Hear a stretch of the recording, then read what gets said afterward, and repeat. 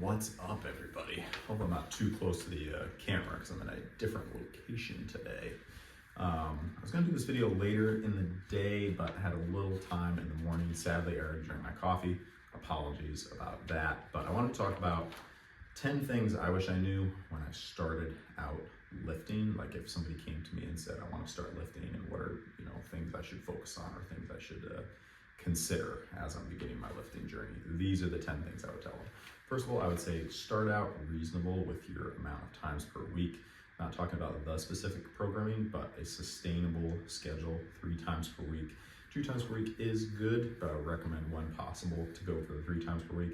And 4 or 5 times per week, eventually that's great, but I think when you're starting out, you want to stick with something that's sustainable so that you can see progress and you don't want to overdo it. So I would go with the 3 times per week.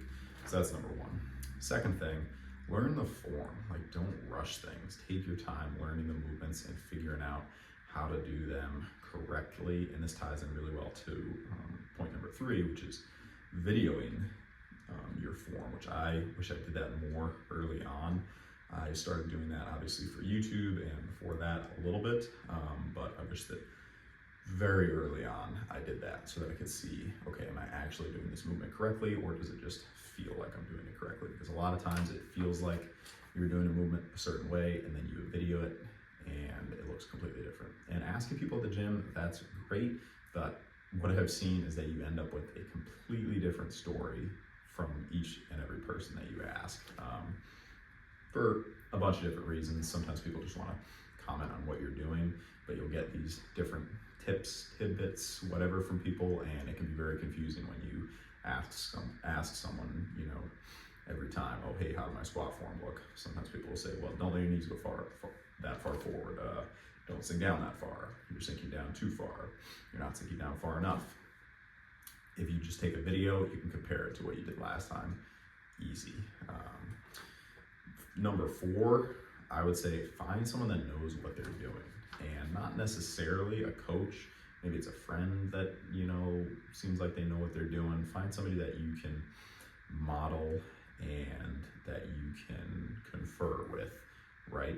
So that you can bounce ideas off, so that you can get reinforcement if you're not sure if you're going in the right direction. It can be very confusing at the beginning. There's so many different routes that you can take to progression of strength training, getting bigger. And if you just have somebody that can generally guide you in the right direction, or you just go the route, you just hire a coach, or you find a training program that you're going to stick to and then stick to it. It can clear up a lot of the uncertainty out there, because there's a lot of basic questions someone's going to have right at the beginning, and they could go online and search it, but unless they're going to the same source every time, you're going to end up with a lot of different answers, just like the squat example. If you are going to follow someone, I highly recommend that you make sure that they're progression focused, because there are a lot of people out there that will have you do just a completely different workout every time.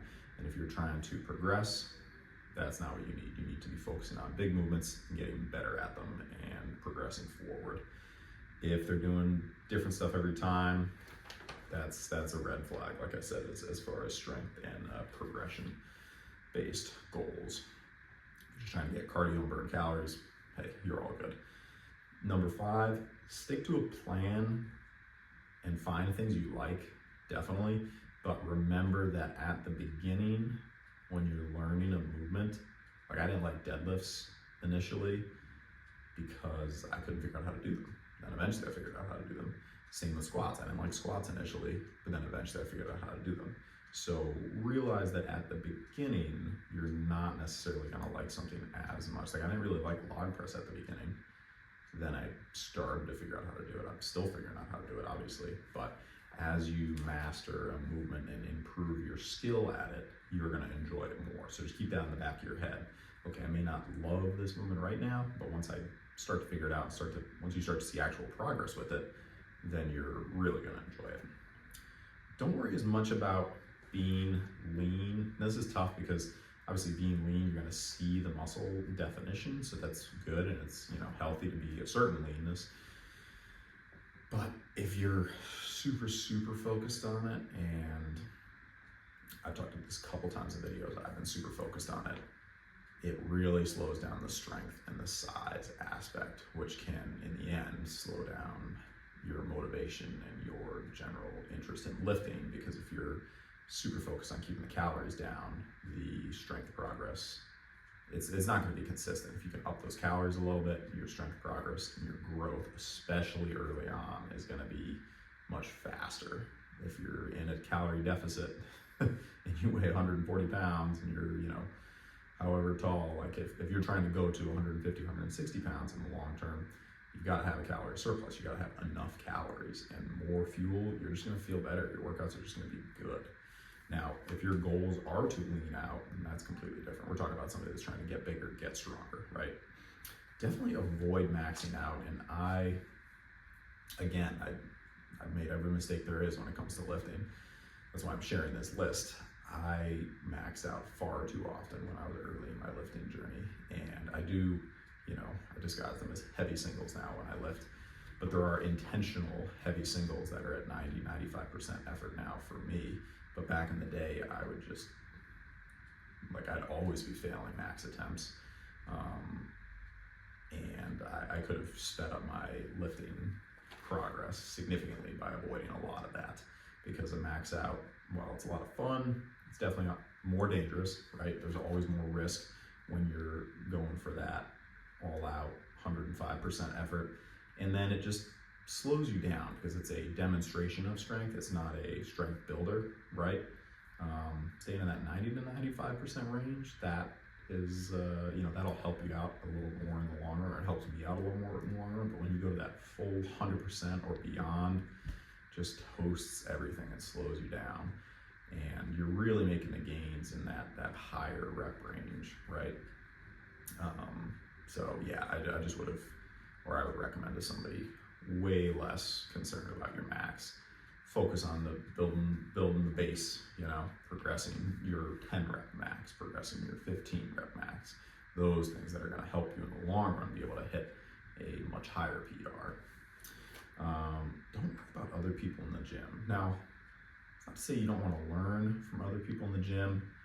It's just, you don't want to get thrown off track. Like if you're in a good program and you're seeing progress, but then you see someone else doing something different in the gym, don't immediately pivot and say, okay, I'm switching over totally to what they're doing. Because just because someone looks bigger or is bigger, you don't know really what's making that person bigger. You don't know where they're at in their program.